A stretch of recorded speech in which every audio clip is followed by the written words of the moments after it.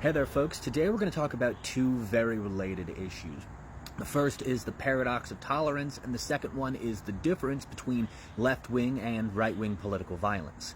Now, the paradox of tolerance was first set down by a gentleman named Karl Popper in his 1945 book, The Open Society and Its Enemies.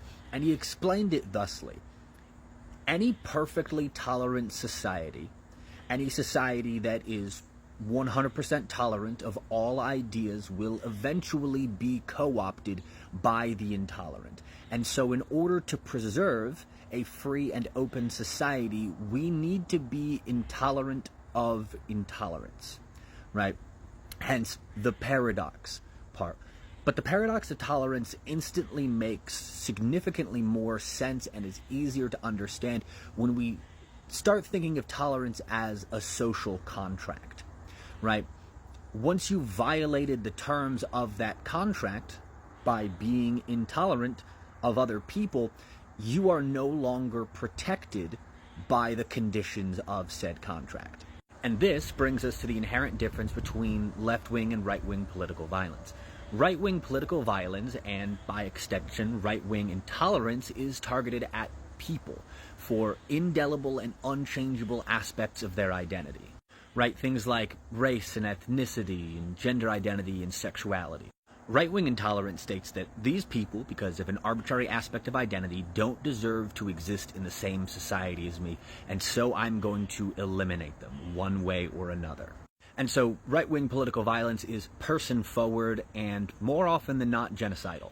And while right-wing intolerance and political violence targets people, left-wing intolerance and political violence targets ideas and institutions, right? It's the difference between violence used to attack and violence used to defend. Nazis, to use a classic example, want Jewish people to be dead simply because they're Jewish, and they find that to be inexcusable in a society that they also inhabit. To put it another way, right-wing violence attacks Jewish people as a people, whereas left-wing violence attacks Nazism as an idea. And while there are people who will actively seek to defend that idea, and violence against that idea will often include violence against people, the intent behind the violence is to destroy the idea or the institution that's causing harm, not the people who embody or protect those ideas or institutions. And while the impact of these two types of violence will look very similar at a surface level, this is one of those times where intent really does matter, because the intent behind the violence is going to decide its stopping point. Because while ultimately both types of violence actively seek the eradication of a particular group of people, right-wing violence targets people based on characteristics that they can't change, whereas left-wing violence targets institutions and ideas that people can stop believing in and supporting. You can't stop being Jewish or black or queer or trans or disabled. You can stop being a Nazi.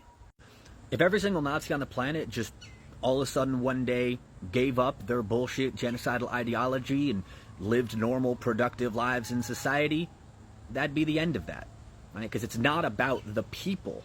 It's about the ideas that they hold, and that's the thing that we're fighting, and that's the difference between left-wing and right-wing political violence.